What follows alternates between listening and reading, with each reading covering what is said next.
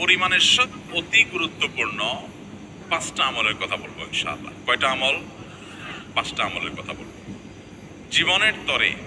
এই 5টা আমল সারা জীবন নিয়মিত আঁকড়ে ধরবেন, আমল করবেন। যারা নিয়ত করতেছেন হাত তোলেন। আল্লাহ আমাদের সবাইকে আমল করার তৌফিক দান করুন। আল্লাহ আমাদের সবাইকে কবুলার মঞ্জুর করুন। নাম্বার 1, সবচেয়ে বেশি যেটা করতে হবে পরিমাণে, জুমার দিন, জুমার রাত, বৃহস্পতিবার সন্ধ্যা থেকে নিয়ে শুক্রবার সন্ধ্যার আগ পর্যন্ত পরিমাণের সবচেয়ে বেশি করতে হবে যে আমলটা, সেটা হলো দুরূদ শরীফের আমল। কিসের আমল? হায়রা, দুরূদ এমন একটা আমল, আপনি যদি শুধু দুরূদের এই আমলটাকে আঁকড়ে ধরেন, সবসময় আপনার মুখ দিয়ে দুরূদ বের হতে থাকে, পড়তে থাকেন, তো নবী করিম সাল্লাল্লাহু আলাইহি সাল্লামের ভাষ্য অনুযায়ী, তার ওয়াদা অনুযায়ী, ইদান তুকফা হাম্মুক ওয়া তুগফার যামবুক, তোমার যত পেরেশানি আছে নবী সাল্লাল্লাহু আলাইহি সাল্লাম বলেছেন, এই সব পেরেশানি দূর করার জন্য এই দুরূদের আমলটা যথেষ্ট হবে ইনশাআল্লাহ। এবং গুনাহ মাফের জন্য এই দুরূদের আমলটা কি হবে? যথেষ্ট। নবী করিম সাল্লাল্লাহু আলাইহি সাল্লাম বলেছেন, মান সাল্লা আলাইয়া মাররাতান সাল্লাল্লাহু আলাইহি আশরা, যে ব্যক্তি আমার প্রতি একবার দুরূদ পাঠ করবে, আল্লাহ রাব্বুল আলামিন তার প্রতি 10 বার রহমত নাজিল করবেন। কয়বার রহমত নাজিল করবেন? আপনার জীবনে 10টি জায়গায় খুব ক্রাইসিসে পড়ে গেছেন, কোন জটিল সিচুয়েশনে মুখোমুখি হয়ে গেছেন, বিপদের মধ্যে পড়ে গেছেন, ওই জায়গায় আল্লাহর রহমত পাবেন। এরকম একবার দুরূদ পাঠ করবেন হক আদায় করে, যথাযথভাবে মহব্বতের সাথে, 10 বার আপনার জীবনে আল্লাহ তাআলা অনুগ্রহ নাজিল করবেন। নবী করিম সাল্লাল্লাহু আলাইহি ওয়াসাল্লাম বলেছেন, আকসিরু আলাইয়া মিনাস সালাতি মিন ইয়াউমিল জুমআতি ওয়া লাইলাতিল জুমআহ, তোমরা জুমার দিন এবং জুমার রাতে আমার প্রতি বেশি বেশি দুরূদ পাঠ করবে, দুরূদ প্রেরণ করবে। ফাইন্না সালাতাকুম মা'রুদাতুন আলাই, কারণ তোমরা যে দুরূদ পাঠ করো এটা আমার কাছে পেশ করেন আল্লাহর ফেরেশতারা, এবং রীতিমতো নামধাম সহকারে আল্লাহর একদল ফেরেশতা নিয়োজিত আছে। তারা বলেন, আল্লাহ, হে আল্লাহ রাসূল, আপনার অমুক উম্মত, অমুক অনুসারী, আল্লাহর অমুক বান্দা পৃথিবীর অমুক প্রান্ত থেকে, অমুক দেশ থেকে, অমুকের সন্তান, সে আপনার প্রতি দুরূদ পেশ করেছে এই জুমার দিনে, জুমার রাতে বা অন্য সময়ে। এটা নবী করিম সাল্লাল্লাহু আলাইহি সাল্লামের কাছে রিপোর্ট দেওয়া হয় আল্লাহর নিযুক্ত ফেরেশতাদের মাধ্যমে। আপনি যখন দুরূদ পাঠ করবেন, আপনার ভিতরে এই ফিল হবে যে আমি দুরূদ পাঠ করছি, আর আমার নবীর কাছে এটা উপস্থাপিত হচ্ছে আমার নাম ধাম, আমার রিপোর্ট সহকারে। এই জন্য শুক্রবার দিন এবং রাত, অর্থাৎ বৃহস্পতিবার সন্ধ্যা থেকে নিয়ে শুক্রবার সন্ধ্যা পর্যন্ত এই 24 ঘন্টার মধ্যে নবী করিম সাল্লাল্লাহু আলাইহি সাল্লামের ভাষ্য খেয়াল করেন, আকসিরু আলাই। ওলামা একরাম জানেন, নবী আলাইহিস সালাম সাধারণত কোনো আমল পরিমাণে বেশি করতে বলতেন না। পরিমাণে বেশি করতে বলার মতো আমল খুব কম ইসলামে। গোটা কোরআন যদি খোলেন আপনি, পরিমাণে অধিক করতে বলা হয়েছে এরকম আমল খুব বেশি পাবেন না। তোমরা বেশি বেশি করে নামাজ পড়ো, বেশি বেশি করে রোজা রাখো, এরকম কথা কোরআন হাদিসে নাই। অবশ্যই একজন ইমানদার 5 ওয়াক্ত ফরজ নামাজের পাশাপাশি অধিক পরিমাণে নফল নামাজও পড়বেন, সেটা ভিন্ন কথা। কিন্তু কোরআনে বেশি পরিমাণে আল্লাহর জিকির করার কথা বলা হয়েছে। আর নবী করিম সাল্লাল্লাহু আলাইহি সাল্লাম বৃহস্পতিবার সন্ধ্যা শুরু হলে শুক্রবার সন্ধ্যার আগ পর্যন্ত বেশি পরিমাণে করতে বলেছেন যে কাজটা, সেটা হলো দুরূদ শরীফের আমল। অতএব ভাইরা আমার, বৃহস্পতিবার সন্ধ্যা থেকে নিয়ে শুক্রবার সন্ধ্যা পর্যন্ত, আপনি দোকানদার মানুষ, বৃহস্পতিবারে ব্যবসা করছেন, দোকানদারি করছেন, কোনো অসুবিধা নেই। আপনার অবসর সময়গুলোতে মুখ দিয়ে দুরূদ পড়তে থাকবেন। দুরূদের মধ্যে সবচেয়ে শ্রেষ্ঠ দুরূদ হলো নামাজে যেটা পড়েন, দুরূদ ইব্রাহিম। আল্লাহুম্মা সাল্লি আলা মুহাম্মদ ওয়া আলা আলি মুহাম্মদ কামা সাল্লাইতা আলা ইব্রাহিম ওয়া আলা আলি ইব্রাহিম ইন্নাকা হামিদুম। আল্লাহুম্মা বারিক আলা মুহাম্মদ ওয়া আলা আলি মুহাম্মদ কামা বারাকতা আলা ইব্রাহিম ওয়া আলা আলি ইব্রাহিম ইন্নাকা হামিদুম। তাহলে দুরূদের এই আমলটা, এটা করার জন্য আল্লাহ তাআলা এমন সহজ করে দিয়েছেন যে ওযুর প্রয়োজন নাই। আপনার ওযু নাই, তারপর আপনি দুরূদ পাঠ করতে পারবেন। এবং আপনি এই বড় দুরূদ পড়ার মতো সময় নাই, তো আপনি একবারে সবচেয়ে সংক্ষিপ্ত দুরূদ পড়েন সাল্লাল্লাহু আলাইহি ওয়াসাল্লাম, তাতেও দুরূদ পাঠের সওয়াব পাবেন। চেষ্টা করব তো ইনশাআল্লাহ। শুক্রবার আসবে, দুরূদ বেশি বেশি করে পাঠ করব। আপনি দোকানে কাজ করেন, আপনার দোকানে আপনার সহকর্মী আরো কাজের লোক আছে, আপনি সবাইকে স্মরণ করাবার জন্য নিজে জোরে জোরে দুরূদ শরীফ পড়বেন এবং বলবেন যে শুক্রবার শুরু হয়ে গেছে, সবাই দুরূদ শরীফের আমল করো। ভাইরা আমার, আমি আমার জীবনের কথা বলতে পারি। আমার জীবনে ওই যে হাদিসের উপরে ইয়াকিন এবং বিশ্বাস আলহামদুলিল্লাহ ছিল, আমার জীবনে আমি অনেকবার দেখেছি এরকম জটিল পরিস্থিতি হয়েছে যে দেয়ালে পিঠ থেকে গেছে, নড়ার জায়গা নাই, আর কোনো আপাত দৃষ্টি থেকে এই বিপদ থেকে উদ্ধারের কোনো পথ নাই। দুরুদ, ইস্তেগফার, দোয়া ইউনুস, এই তিন আমল পাশাপাশি ইয়াজাল জালাল ওয়াল ইকরাম, এই চারটা জিনিসকে এমন ভাবে ধরছে, বিশেষ করে দুরুদ, স্পেশালি সারাক্ষণ দুরুদ। আল্লাহ রাব্বুল আলামিন এমন ভাবে সহযোগিতা করেছেন, এমন ভাবে উদ্ধার করেছেন যে কল্পনা করলে অবাক লাগে এখন যে এটা কিভাবে সম্ভব। ভাইরা আমার, এক সাহাবী নবী করিম সাল্লাল্লাহু আলাইহি ওয়াসাল্লামের কাছে এসে বলছে, ইয়া রাসূলুল্লাহ, আমি যে দোয়া করি এই দোয়ার মধ্যে আমি নিজের জন্য করব, আমার ছেলে মেয়ের জন্য করব, অনেক কিছু করব, এটা সেটা, রিজিক চাইবো, সুস্থতা চাইবো, অনেক কিছুই তো আল্লাহর কাছে চাইবো। আপনি তো আল্লাহর রাসূল, আপনার জন্য দোয়া করলে আমাদেরই লাভ, একবার দোয়া করলে আল্লাহ 10 বার রহমত নাজিল করবেন, তো আপনার জন্য আমার দোয়ার ভিতরে কত পার্সেন্ট রাখবো? সাহাবী বারবার বিভিন্ন পার্সেন্টেজ বলছিলেন যে 3 ভাগের 1 ভাগ আপনার জন্য রাখি ইয়া রাসূলুল্লাহ, অর্ধেক রাখি, আরো বেশি করে রাখি। তিনি যত বলছেন নবী করিম সাল্লাল্লাহু আলাইহি ওয়াসাল্লাম আরো বাড়ানোর জন্য তাকে উৎসাহ দিচ্ছিলেন। এক পর্যায়ে যখন তিনি বললেন, ইয়া রাসূলুল্লাহ, আমি আমার কোন দোয়ার সবটুকু যখন আপনার জন্য নিবেদন করব, আমি কোন একবার যখন দোয়া করব, দোয়া শুধু আপনার জন্যই করব যখন, অর্থাৎ পিওর দরুদ যখন পড়ব, নিজের জন্য আর কিছু চাইবো না, শুধু আপনার জন্যই যদি চাই কোনোবার, তাহলে তখন নবী করিম সাল্লাল্লাহু আলাইহি ওয়াসাল্লাম বলেছেন, ইদান তুকফা হাম্মুক ওয়া তুগফার যামবুক, তাহলে তোমার সকল পেরেশানি থেকে উদ্ধারের জন্য এই দুরুদটাই যথেষ্ট হয়ে যাবে, এবং তোমার সকল গুনাহ মাফের জন্য এটা যথেষ্ট হয়ে যাবে। মোহতারাম হাজিরিন, দুরুদের আমলটা এত সুন্দর আমল, কিন্তু আবার তাড়াহুড়া করে পড়বেন না, সাল্লাল্লাহু আলাইহি সাল্লাম সাল্লাল্লাহু আলাইহি সাল্লাম সাল্লাল্লাহু আলাইহি সাল্লাম সাল্লাল্লাহু আলাইহি সাল্লাম সংখ্যা বাড়ানোর জন্য হুলস্থুল করে পড়লেন না, মুহাব্বতের সাথে সাল্লাল্লাহু আলাইহি ওয়াসাল্লাম সাল্লাল্লাহু আলাইহি ওয়াসাল্লাম আল্লাহুম্মা সাল্লি আলা মুহাম্মদ, অর্থ বুঝে বুঝে আল্লাহুম্মা সাল্লি আলা মুহাম্মদ মানে কি, আল্লাহ আপনি মুহাম্মদের প্রতি শান্তি বর্ষণ করুন। আরে ভাই, মুহাম্মদ সাল্লাল্লাহু আলাইহি ওয়াসাল্লামের প্রতি আল্লাহ তাআলা শান্তি এমনি বর্ষণ করবে, আপনি আমি দোয়া করলেও করবে, না করলেও। কিন্তু মাঝখান থেকে আমরা, ভাইরা আমার, কোন বড় কর্মকর্তার কাছে আপনার কোনো কাজের ঠেকা আছে, কর্মকর্তার ওই ছেলেটার আপনি দেখছেন যে খাচ্ছে না, আপনি যদি বলেন, স্যার ছেলেটা খাচ্ছে না স্যার, একটু ডাক্তার দেখান স্যার, এভাবে তো বাঁচবে না, ওর কষ্ট হচ্ছে স্যার, আপনি বললেও উনি ওনার ছেলের দিকে কেয়ার করবে, কিন্তু আপনি এটা বলার কারণে তার নৈকট্য পাবেন কি পাবেন না, তার সিম্প্যাথি পাবেন কি পাবেন না।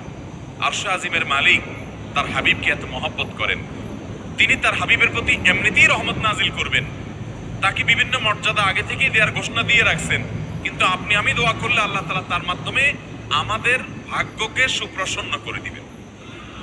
দুরুদের আমলকে জীবনের তরে আঁকড়ে ধরবেন ভাই, শুধুমাত্র জুমার দিন আর জুমার রাত না, সব সময় অধিক পরিমাণে। এরাবিয়ানদের মধ্যে আমলটা খুব বেশি আছে, তাদের দেখবেন তারা দুইটা আমল, মুখে দুইটা আমল, ভালো মন্দ তাদের মধ্যেও আছে, কিন্তু এই দুইটা আমল তাদের মধ্যে খুব ভালো। বেশিরভাগ মানুষই দেখা যায় অবসর সময় আস্তাগফিরুল্লাহ, ইস্তিগফার করছে অথবা দুরুদের আমল করছে। আমাদের অবসর সব সময়গুলো নিয়ে গেছে মোবাইল ফোন। ভাইরা আমার, 4 বছর 5 বছর 6 বছর 7 বছর 10 বছর ধরে মোবাইল টিপতেছেন, ফেসবুক টিপতেছেন, ইউটিউব টিপতেছেন। বুকে হাত দিয়ে আমাকে জবাব দেয়া লাগবে না, নিজের বিবেককে একটু জবাব দেন। এই 10 বছর ফেসবুক, ইউটিউব, টিকটক, হোয়াটসঅ্যাপ টিপে আপনার অর্জন কি হয়েছে একটু হিসাব মিলান। এই যে স্ক্রল করতেছেন আঙ্গুল দিয়া, ঘন্টাকে ঘন্টা এই আঙ্গুল দিয়ে টানছেন টানছেন, নিচের দিকে যাচ্ছেন স্ক্রল করে ফেসবুকে, ইউটিউবে, একের পর এক, আপনার জীবনে অর্জনটা কি হয়েছে বলেন?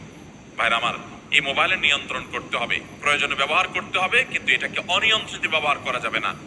একেবারে যখন তখন সারাদিন টিপাটিপি করলেন, আজকাল তো পোলাপান টয়লেটে গেলেও নিয়ে যায়। আল্লাহ তাআলা আমাদেরকে এই রোগ থেকে বেঁচে থাকার তৌফিক দান করুন। ভাইরা আমার, জীবনটাকে পরিবর্তন করতে হয়, সারা জীবন তো একরকম থাকলে হবে না। বহুত পাগলামি করেছি, আসুন নিজেকে সংশোধন করি। তাহলে জুমার দিন উপলক্ষে 1 নম্বরের আমল বলেছি, বেশি বেশি কোন আমল করতে হবে? সারা জীবন মনে রাখবো তো ইনশাআল্লাহ। বাসা বাড়িতে পরিবারের লোকদেরকে মনে করাবো তো ইনশাআল্লাহ।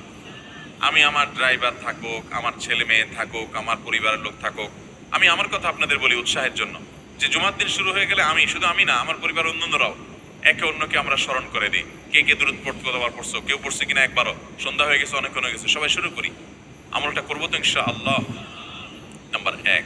নাম্বার 2, জুমার দিন উপলক্ষে অন্য যে কোনো দিনের চাইতে জুমার দিন অর্থাৎ শুক্রবারের ফজর নামাজ পুরুষরা মসজিদে জামাতের সাথে পড়বেন, জামাতের সাথে পড়ার নিয়ত করবেন পাক্কা। কারণ অন্য যে কোনো দিনের ফজর নামাজ না, শুধুমাত্র যত নামাজ আছে, নবী করিম সাল্লাল্লাহু আলাইহি সাল্লাম বলেছেন আফদালুস সালাওয়াতে ইনদাল্লাহ, আল্লাহর কাছে দুনিয়ার সব নামাজের মধ্যে 5 ওয়াক্ত সাধারণ নামাজগুলোর মধ্যে সবচেয়ে উত্তম নামাজ হলো সলাতুল ফজরে মাআল জামাআতে ইয়াউমাল জুমআ, জুমার দিন ফজরের নামাজ জামাতের সাথে আদায় করা হলো যত নামাজ আছে এর মধ্যে সবচেয়ে শ্রেষ্ঠ নামাজ।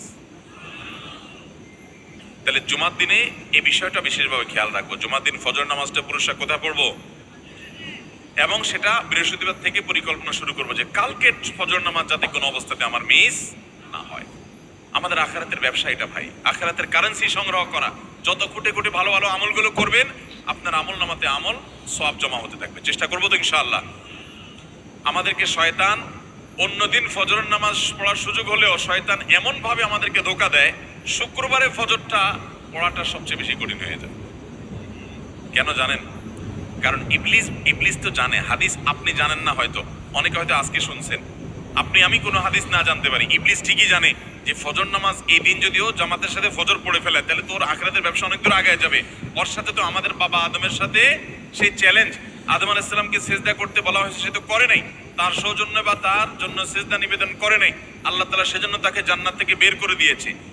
তার কারণে এই ইবলিস তখনই আল্লাহর সাথে, আল্লাহর সামনে চ্যালেঞ্জ ছুড়ে দিয়েছে আদম আলাইহিস সালামের সাথে যে লাউবিয়ান্নাহুম আজমাইন, আমি আদমের সব সন্তানগুলোকে পথহারা করে ছাড়বো, ওদেরকে জান্নাতের পথে চলতে দিব না।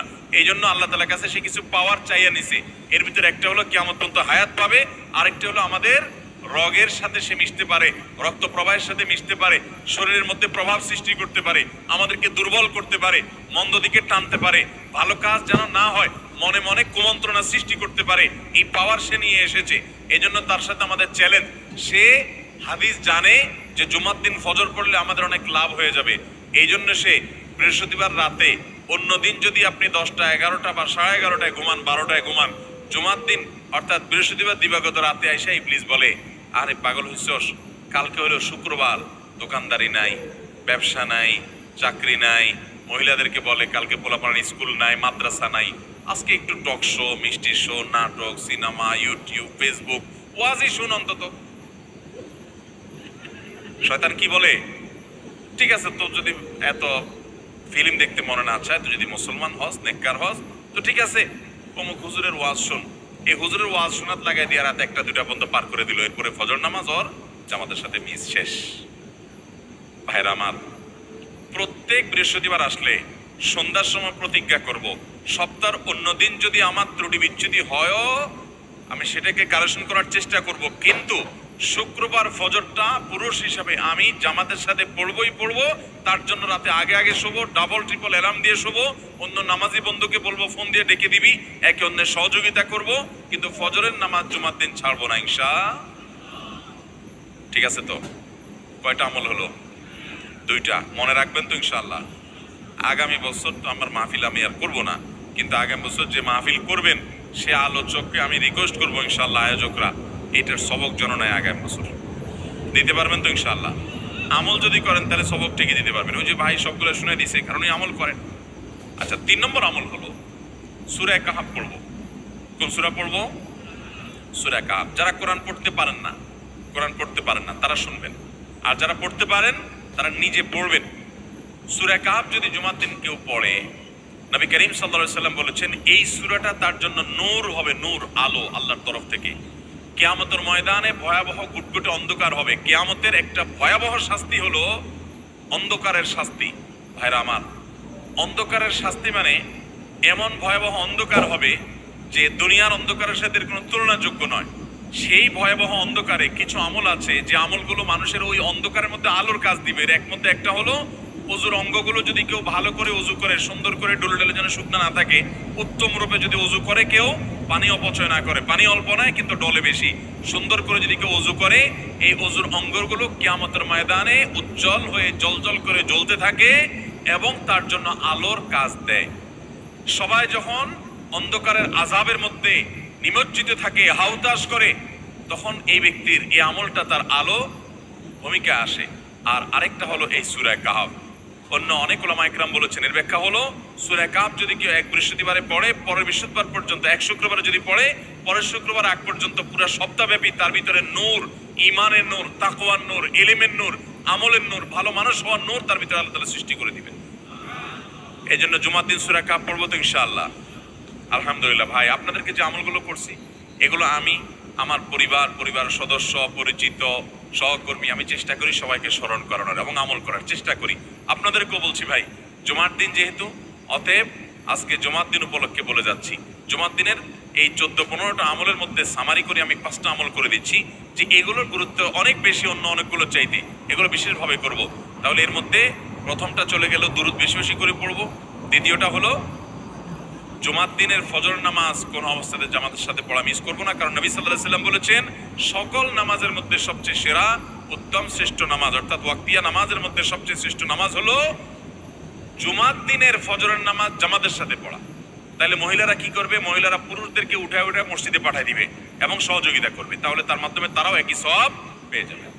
আর 3 নম্বর আমলে বলেছিলাম সূরা কাহফ, এটা নারী পুরুষ সবাই করবে বেশি বেশি করে, ঠিক আছে তো ইনশাআল্লাহ? আমরা অনেক ভাই আছি সপ্তাহের 6 দিন আমাদের কোরআন পড়ার সুযোগ হয় না, তো অন্তত জুমার দিন সূরা কাহফটা যদি আপনি বাধ্যতামূলক করেন, আলহামদুলিল্লাহ, এটা অনেক বড় সূরা, পড়তে আপনার 20-25 মিনিট 30 মিনিট সময় পর্যন্ত লেগে যাবে। আপনি আধা ঘন্টা সময় ধরে যদি আস্তে আস্তে সুন্দর করে পড়েন, তো সপ্তাহে একবার অন্তত কোরআনের সাথে আপনি সময় দিলেন।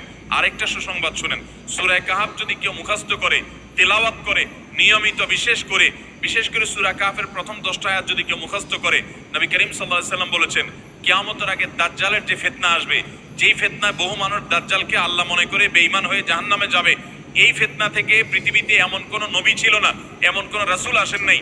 এই মানব ইতিহাসের প্রথম মানুষ আদম আলাইহিস সালাম থেকে নিয়ে আমাদের মুহাম্মদ সাল্লাল্লাহু আলাইহি সাল্লাম পর্যন্ত এই লক্ষ লক্ষ যত নবী রাসূল এসেছে, সমস্ত নবী রাসূলরা একটা ব্যাপারে সাবধান করে গেছেন, দাজ্জাল আসবে, যে দাজ্জালের হাতে পাওয়ার থাকবে এত বেশি, অলৌকিকত্ব থাকবে এত বেশি, সে মরা মানুষকে জিন্দা করে ফেলবে, জিন্দা মানুষকে বলবে সে মরে যাবে, তার হাতেই সব কন্ট্রোলিং পাওয়ার থাকবে, দুনিয়ার সমস্ত রিজিক তার হাতে কুক্ষিগত থাকবে, এমন পাওয়ার থাকবে তাকে দেখে মানুষ বলবে হ্যাঁ এই তো আল্লাহ, এই তো সবকিছু পারে, বেঈমান হয়ে যাবে। এই দাজ্জালের ফিতনায় তোমরা পড়বা না, বেঁচে থাকবা, বুদ্ধি দিয়া বিবেক দিয়ে মানুষ বাঁচতে পারবে না। দাজ্জালের ফিতনা থেকে বাঁচার জন্য সকল নবী রাসূলরা এর জন্য সাবধান করেছেন। আমাদের নবী সাল্লাল্লাহু আলাইহি সাল্লাম নামাজের শেষ বৈঠকে দোয়া মাসুরের জায়গায় একটা দোয়া পড়তেন, আল্লাহুম্মা ইন্নী আউযু বিকা মিন আযাবিন নার ওয়া আযাবিল কবর ওয়া আউযু বিকা মিন ফিতনাতিল মাহইয়া ওয়াল মামাত ওয়া আউযু বিকা মিন শাররি ফিতনাতিল মাসীহিদ দাজ্জাল। আল্লাহ আপনার কাছে দাজ্জালের ফিতনা থেকে পানা চাই। 1450 বছর হয়ে গেছে, এখনো দাজ্জালের আবির্ভাব হয় নাই, হবে কিয়ামতের আগে, কখন হবে আল্লাহ ভালো জানেন। কিন্তু নবী সাল্লাল্লাহু আলাইহি সাল্লাম বলেছেন সূরা কাহফের প্রথম 10 আয়াত যদি কেউ মুখস্থ করে, তো এই ব্যক্তিকে আল্লাহ রাব্বুল আলামিন এবং যদি তেলাওয়াত করে, এই ব্যক্তিকে আমলের মাধ্যমে দাজ্জালের ফিতনা থেকে আল্লাহ বাঁচিয়ে রাখবেন। দাজ্জাল তো অনেক পরের কথা, কোথাকার কোন আল্লাহর প্রতি অবিশ্বাসী মুশরিক বা কাফের খেলোয়াড় একটু পায়ের ভেলকি দেখায়, লক্ষ লক্ষ কোটি কোটি মানুষ হুমড়ি খেয়ে তার ভক্ত হয়ে ইমানি চেতনা, আমলি চেতনা, তাকওয়া, তাহারাত সব খুঁয়ে বসে থাকে। আর সেখানে দাজ্জালের মতো এরকম মিরাকল, সব মিরাকল তার হাতে থাকবে। এরকম পরিস্থিতি যখন আসবে তখন মানুষ কি করবে? এখন এই যে তথ্য প্রযুক্তির উন্নতির এই সময়ে কত মুসলমানের সন্তান বেঈমান হয়ে যাচ্ছে, বিজ্ঞানরাই তারা আল্লাহ বানায় বসে থাকতেছে, আছে না নাই? ধারণামূলক বিষয়কে তারা চূড়ান্ত বিষয় বানিয়ে বসে আছে, বেঈমান হয়ে যাচ্ছে। এবং টাকার যে কারিশমা, টাকা দিলে সব হয়ে যায়, টাকা নাই তো কিছুই হয় না। এই জন্য বেঈমান হয়ে অনেকে বলে যে টাকাই নাকি দ্বিতীয় খোদা, নাউজুবিল্লাহ। ভাইরা আমার, দুনিয়ার এই ভেলকি কি দেখছি আমরা, কিয়ামতের আগে ভেলকি আরো অনেক দেখবে আমাদের পরবর্তী প্রজন্ম, আমাদের ছেলে মেয়েরা, নাতিপুতিরা আরো অনেক ভেলকি দেখবে, এমন ভেলকি দেখবে যে তাদের আল্লাহর প্রতি ঈমান আনা, আখিরাতের প্রতি বিশ্বাস করাটা কঠিন থেকে কঠিন হয়ে যাবে। এরকম পরিস্থিতি তৈরি হবে দুনিয়াতে। তথ্য প্রযুক্তির উন্নতির নাম দিয়ে, এটার নাম দিয়ে, সেটার নাম দিয়ে মানুষের জীবনযাত্রা সহজ হবে, কিন্তু এর মাধ্যমে মানুষের ঈমান দুর্বল হওয়ার অনেক সম্ভাবনা, সংখ্যা তৈরি হবে এবং শয়তান সেগুলো সৃষ্টি করবে। এই আশঙ্কা থেকে বাঁচার জন্য সূরা কাহফটা হলো মহৌষধের মতো। অতএব জুমার দিন প্রত্যেক শুক্রবারে সূরা কাহফ পড়বো তো ইনশাআল্লাহ। মায়েরা, বোনেরা, আমরা ভাইয়েরা যারা আছি, বাবারা যারা আছি, আল্লাহর ওয়াস্তে জীবনের তরে নিয়ত করে নেন আজকের মাহফিল থেকে জীবনে কখনো বৃহস্পতিবার সন্ধ্যা থেকে শুক্রবার সন্ধ্যা রাত পর্যন্ত আমার হাজার ব্যস্ততা থাকুক, সূরা কাহাফটা পড়া ছাড়া আমি কোনো কাজ করব না আমি আল্লাহর অনেক বান্দাকে ব্যক্তিগতভাবে জানি, আমি নিজেও এতটা গুরুত্ব দিয়ে করতে পারি না। অনেক বড় সরকারি কর্মকর্তা, অনেক বড় পদের নাম আমি বলবো না, আমাকে বলে ভাই আমি মাগরিবের পর, ব্যক্তিগতভাবে আমি জানি উনি খুব সৎ মানুষ, সব মানুষ একরকম হয় না, সৎ মানুষ। উনি বললেন ভাই মাগরিবের পরে আমার ফ্যামিলির সব বাচ্চা কাচ্চা সবাইকে আমি বলি, আমি ব্যস্ত থাকলেও বলি যে মাগরিবের পরে আগে সবাই সূরা কাহাফটা পড়ে ফেলো, এরপর অন্য সব আমল। আমরাও চেষ্টা করবো না ইনশাআল্লাহ। কয়টা আমল গেল? 3টা, আর 2টা আছে। 4 নম্বর আমল হলো, দুনিয়াতে যত ফজিলতপূর্ণ আমল আছে এর মধ্যে সবচেয়ে বেশি ফজিলতপূর্ণ আমল এটা। খুব সহজ আমলটা, খুব সহজ, প্রত্যেক শুক্রবার আমরা এটা করতে পারি। আমলটা হলো, নবী করিম সাল্লাল্লাহু আলাইহি ওয়াসাল্লাম বলেছেন, মান বাক্কারা ইয়াউমাল জুমআতি ওয়াবতাকার, যে ব্যক্তি জুমার দিন আগে আগে ঘুম থেকে উঠবে, ভোরে ঘুম থেকে উঠবে, যে ফজর নামাজ পড়তে হবে, যে তাহাজ্জুদ পড়তে পারলে আরো ভালো, এবং মসজিদে আগে আগে যাবে, তাহলে আগে আগে ঘুম থেকে উঠবে, সবাইকে বাসা ডেকে দিবে, আগে আগে ঘুম থেকে উঠাবে। ওয়াগাসসালা ওয়াগতাসাল, ফরজ গোসল হলে ফরজ গোসল করবে, উত্তম রূপে গোসল করবে, ভালো করে গোসল করবে জুমার দিন। ওয়ামাশা ওয়ালাম ইয়ারকাব, জুমার নামাজের জন্য পায়ে হেঁটে মসজিদে যাবে, বাহনে চলবে না। কেউ যদি মাজুর হয় সে বাহনে চললেও চলবে, কিন্তু সাধারণ যারা সুস্থ আছেন পায়ে হেঁটে মসজিদে যাবেন, বাহনে চললেন না। জুমার দিনের কথা, জুমার নামাজের কথা।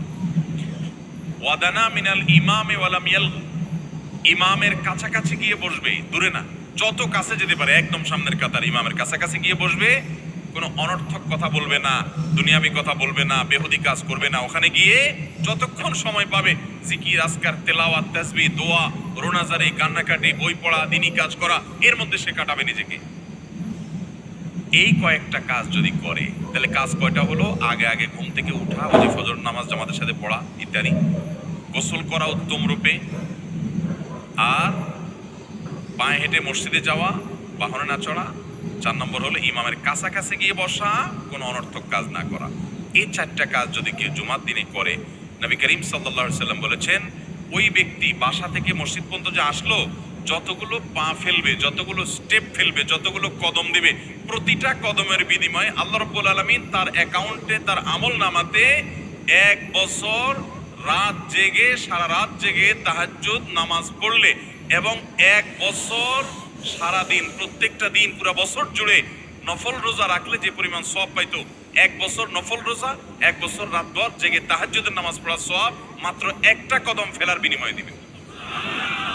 তাহলে আপনার বাসা থেকে যদি মসজিদে আসতে 100টা কদম হয়, 100 বছরের নফল নামাজ, 100 বছরের নফল রোজা, আপনি এটার সওয়াব আপনার অ্যাকাউন্টে জুমার দিন মাত্র 4টা কাজ করার মাধ্যমে আপনি পেয়ে যাবেন। এবং এটি অনেক হাদিস বিশ্লেষকগণ বলেছেন, কোরআন হাদিসে বহু ফজিলতের কথাই বলা আছে, এত বিপুল পরিমাণে, এত অধিক পরিমাণে সওয়াবের কথা যে কারো বাসা থেকে অনেকের আছে যেতে 500 স্টেপ পড়বে। 500 স্টেপ পড়লে কতটুকু হয়? সামান্য একটু জায়গা যেতে 500 কদম হয়ে যায়। অনেকের বাসা থেকে যেতে 500 কদম পড়ে 300 কদম হয়। তো সে এই 500 বছর নফল নামাজ, নফল রোজা, রাত ভর দিন ভর করার সওয়াব, কন্টিনিউয়াসলি করার সওয়াব মাত্র এই মসজিদে গেল, আসলে 4টা শর্ত পূরণ করে সেইটা সওয়াবটা পেতে পারে। যদি সপ্তাহে 4 জমা হয় তাহলে 4 বার 500 করে যদি হলো 2000 বছর, এভাবে তার আমল আমাদের সওয়াবের পাহাড় সে জমা করতে পারে শুক্রবারের ছোট্ট আমলটার মাধ্যমে। চেষ্টা করবো না ইনশাআল্লাহ? আমি দেশে বিদেশে অনেক আল্লাহর বান্দাকে আমি শুনেছি, এ হাদিস আমি যেদিন থেকে জেনেছি, আমি চেষ্টা করেছি এটার আমল, এটার প্রচার মানুষের মধ্যে ছড়ানো। আমি যখন সৌদি আরবে আজ থেকে আর অনেক বছর আগে, তখন কোনো এক বক্তব্যে আমি আমলের কথা বলেছি। আমার অনেক ভাইয়েরা দেখে বলছেন, ভাই আমলটা শুরু করেছি, আমার কাছে ভালো লাগে, আপনারাও আমলটা করবেন, অন্য আরেকজনকে শিখাবেন এবং দাওয়াত দিবেন। ঠিক আছে তো ইনশাআল্লাহ? তাহলে কয়টা আমল গেল? 4টা। 1 নম্বর গেছে বেশি বেশি দুরূদ পাঠ করা, 2 নম্বর হলো জুমার দিনে ফজর নামাজ জামাতের সাথে পুরুষা পড়া, 3 নম্বর হলো সূরা কাহাফ পড়া, তেলাওয়াত করা, আর 4 নম্বর হলো এই 4 শর্ত পূরণ করে মসজিদে আগে আগে গিয়ে সুন্দর করে খুতবা শুনে চলে আসা, কোনো কথাবার্তা, খুতবা চলাকালীন সময় কোনো কথাবার্তা, অনর্থক কাজ না করা। 5 নম্বর এবং সর্বশেষ আমল হলো, জুমার দিনে একটা সময় আছে দোয়া কবুল হয়। দোয়া কবুলের যে সময়গুলো আছে এর ভিতরে অত্যন্ত ইম্পর্টেন্ট একটা সময় হলো জুমার দিন। শুক্রবারের একটা সময় সম্পর্কে নবী সাল্লাল্লাহু আলাইহি ওয়াসাল্লাম বলেছেন, যে একটা সময় আছে শুক্রবারের, এই সময়ে বান্দা কোনো দোয়া করলে আল্লাহ তাআলা ফিরিয়ে দেন না, কবুল করেন। কিন্তু সময়টা যে ঠিক কখন, এটা হাদিসে নবী সাল্লাল্লাহু আলাইহি ওয়াসাল্লাম বলেন না, যাতে করে হয়তো আমরা সারা দিনেরই কম বেশি দোয়ার চেষ্টা করি। এই বিষয়ে মুহাদ্দিসগণ, হাদিস বিশ্লেষকগণ, পণ্ডিত ওলামা একরামগণ হাদিসের বিভিন্ন আকার ইঙ্গিতকে গবেষণা করে অ্যানালাইসিস করে এক একজন এক এক সময়ের কথা বলেছেন। তবে বেশিরভাগ ইমাম, বেশিরভাগ পণ্ডিত ওলামা একরাম, বেশিরভাগ আপনার ইসলামিক স্কলারগণের বক্তব্য হলো যে এই সময়টা হলো জুমার দিনের শেষ প্রহর, আসরের পর থেকে নিয়ে সূর্য ওঠার আগ পর্যন্ত এই সময়টা। অতএব আমরা জুমার দিনের 5 নম্বর আমল হলো বেশি বেশি করে সারাদিনই কম বেশি দোয়া করব। দোয়ার জন্য সবসময় হাত তোলাও জরুরি না, যদিও সাধারণ অবস্থায় দোয়ার জন্য হাত তোলা আদব, কিন্তু আপনি চলতে ফিরতে, উঠতে বসতে, কাজের ফাঁকে আপনি আল্লাহর কাছে মনে মনে দোয়া নিবেদন করবেন। অনেক চাওয়া আমাদের কাছে, আমাদের আল্লাহর কাছে আছে। ভাইরা আমার, নবী রাসূলুল্লাহ সাল্লাল্লাহু আলাইহি ওয়াসাল্লাম বলেছেন কারোর পায়ের জুতার ফিতাটা ছিঁড়ে গেছে হাঁটার সময়, এটার এমন কি লাগালে ঠিক হয়ে যাবে, কিন্তু একজন ইমানদার ওইটার জন্য সে আল্লাহর কাছে সাহায্য চাইবে, আল্লাহ এটাও একটা বিপদ, একটা ছোট বিপদ থেকে অনেক কিছু ঘটে যায়, আপনি আমাকে উদ্ধার করেন। সে সবসময় আল্লাহর দিকে মনোনিবেশ করবে। নবী করিম সাল্লাল্লাহু আলাইহি ওয়াসাল্লামের পুরো জীবনকে যদি আপনি অ্যানালাইসিস করেন, আপনি অবাক হয়ে যাবেন। একটা বই আছে বাংলায়, বান্দার ডাকে আল্লাহর সাড়া, এটা বাংলা অনুবাদিত নাম। এই বইয়ের লেখক হলেন হিসনুল মুসলিমের যে রচয়িতা উনি শেখ সাঈদ আল গাহতানি রহমতুল্লাহি আলাইহি। ওনার সোহবতে যাওয়ার, ওনার সান্নিধ্যে থাকার, একাধিকবার খুব কাছাকাছি বসার সুযোগ আমার হয়েছে। সৌদি আরবের একজন বড় আলেম ছিলেন, দুনিয়া থেকে চলে গেছেন। তো ওনার লেখা বান্দার ডাকে আল্লাহর সাড়া, এই বইটা বেশ মোটা সোটা একটা বই। পুরোটা পড়বেন যে নবী করিম সাল্লাল্লাহু আলাইহি ওয়াসাল্লামের জীবনে যে কত রকমের দোয়া করতেন।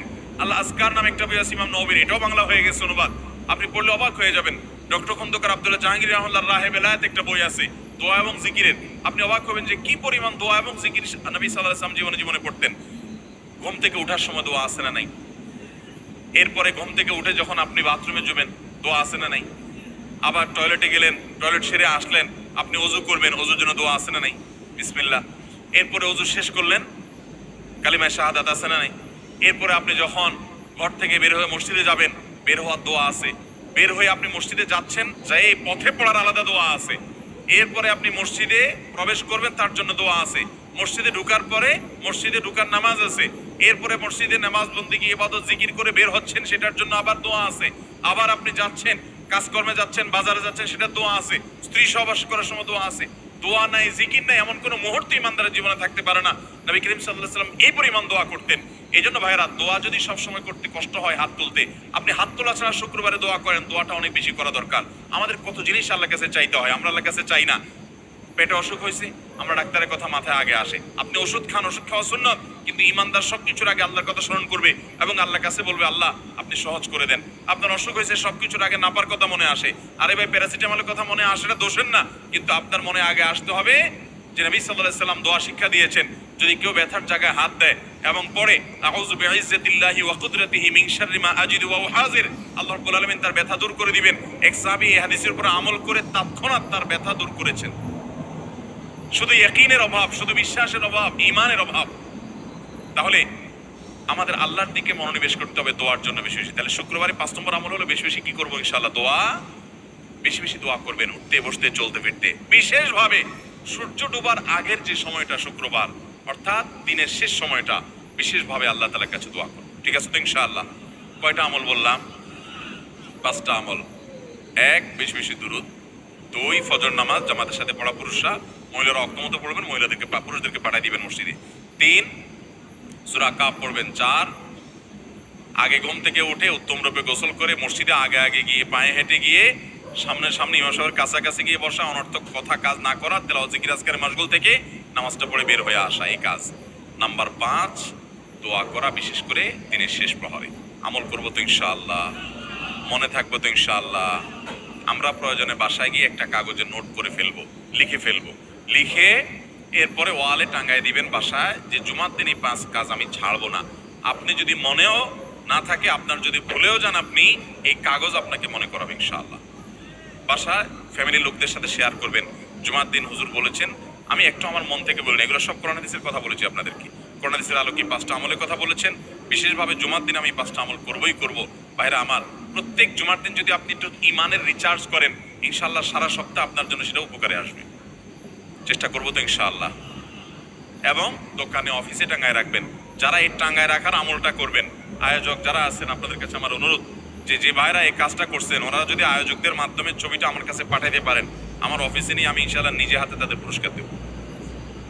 বিশেষ করে এই মাহফিলের লোক যারা আছেন আজকে আয়োজকদের মাধ্যমে, আল্লাহ তাআলা এই আমলগুলো আমাকে আপনাকে আমাদের সবাইকে করার তৌফিক দান করুন। আমল মনে রাখবো তো ইনশাআল্লাহ, আমল করবো তো ইনশাআল্লাহ। জাযাকুমুল্লাহু খাইরা ওয়া আখিরু দাওয়ানা আলহামদুলিল্লাহি রাব্বিল আলামিন।